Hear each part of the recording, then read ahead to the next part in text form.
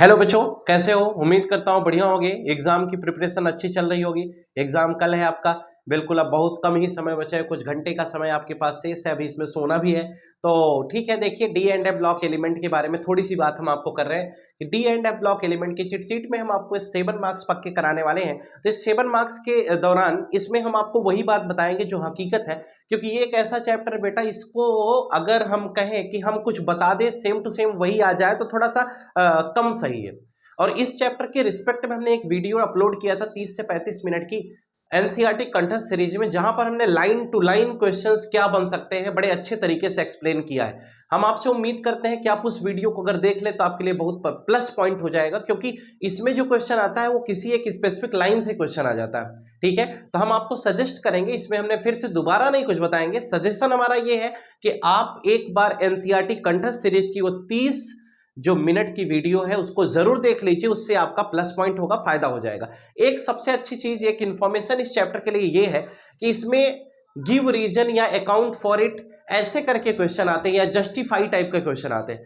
देखिए, हमें जहां तक लगता है कि अगर आप एक जिरकोनियम हाफ नियम की साइज सेम क्यों है, ये अप्रोक्सीमेटली सेम क्यों है, ड्यू टू लेंथेनाइड कॉन्ट्रैक्शन, एक क्वेश्चन ये पक्का है। ठीक है, उसके अलावा इसी को 3D 4D सीरीज के रिस्पेक्ट में पूछा जा सकता है, तो आप इसे तैयार करिएगा। नहीं, 4D और 5D सीरीज में सिमिलरिटी क्यों है, ऐसा पूछा जा सकता है। दूसरा क्वेश्चन आपको ये ध्यान रखना है कि अगर ये क्वेश्चन आता है तो आप कैसे करेंगे, वो हमने आपको समझा दिया। उसके बाद आपको मैग्नेटिक मोमेंट यानी म्यू निकालना आना चाहिए। Magnetic moment mu equal to under root n into n+2 की अच्छी जानकारी हो, इस पर बेस्ड क्वेश्चंस लगा लेते हो, और आप मैग्नेटिक बिहेवियर को अगर दिखा ले जाते हैं तो ये आपके लिए प्लस पॉइंट होगा। मैग्नेटिक बिहेवियर के जस्ट बाद 5 पॉइंट दिए गए हैं कि कोऑर्डिनेशन कंपाउंड, ये जो जितने भी डी ब्लॉक के एलिमेंट होते हैं वो क्या करते हैं, कलर्ड आयन का फॉर्मेशन करते हैं। ठीक है, उसके बाद वो कैटालिटिक प्रॉपर्टी रखते हैं, इंटरस्टिशियल कंपाउंड रखते हैं, एलॉय फॉर्मेशन शो करते हैं।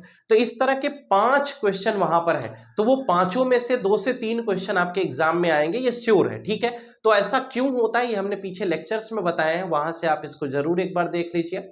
अगर मान लीजिए क्वेश्चन आ जाए, नहीं आपको समझ में आए, तो आप उसमें जितने भी पॉइंट है, जैसे variable oxidation state, vacant D orbital, ठीक है, variable oxidation state, vacant D orbital, तो ये जो 2 टर्म्स हैं, इसके बाद स्मॉल साइज, ये कुछ ऐसे फैक्टर्स हैं जो कॉमन है। आपको अगर नहीं समझ में आता है तो आप सब लिख दीजिए, सब लिख देंगे तो उसमें से चेक हो जाएगा। अगर नहीं आता है तब ये ध्यान रखिएगा।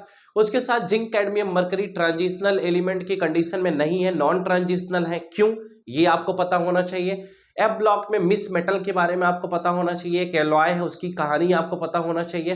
Half filled full field subshell का कॉन्फ़िगरेशन पता होना चाहिए। ये तो एक बेसिक सी चीज हो गई। अगर आप इतना भी करके जाएंगे, जितना मैं बोला हूं इतना भी पढ़ के जाएंगे, तो भी जितने क्वेश्चन बताए, जैसे 8 से 9 क्वेश्चन मैंने अभी तक बताया, 8 से 9 क्वेश्चन में 4 क्वेश्चन आपके फंस जाएंगे, यानी कि यहां हम 7 नंबर की बात करें तो 3 से 4 नंबर आपके इतने में पक्के हो जाएंगे। ठीक है, उसके बाद जो पक्का होना बचेगा उसके लिए एक बार प्रीवियस ईयर क्वेश्चन पीवाईक्यू का ये एक सेट है आपके पास, वो पीवाईक्यू वाला एक बार जरूर पलट लीजिएगा। ठीक है, हम इसमें आपको 7 मार्क्स में से हम ये कह सकते हैं कि 3 से 4 नंबर आपके कंफर्म हो जाएंगे। जो 3 नंबर आपका अभी बच रहा है 50%, उसके लिए आप प्रीवियस ईयर के क्वेश्चन से एक बार रीड भर कर लीजिए, आपका वो 4 नंबर आसानी से आ जाए, क्योंकि इसमें इलेक्ट्रोड पोटेंशियल का भी एक क्वेश्चन बनता है, तो वहां से आप कंफ्यूज हो सकते हैं। इसलिए ध्यान रखना है कि आपको, मेरा सजेशन है कि आप इसके लिए एक बार प्रीवियस ईयर क्वेश्चंस पढ़िए, सैंपल प्रॉब्लम इंटेक्स क्वेश्चन लगाइए, एनसीईआरटी एक्सरसाइज नहीं लगाएंगे तो भी चलेगा,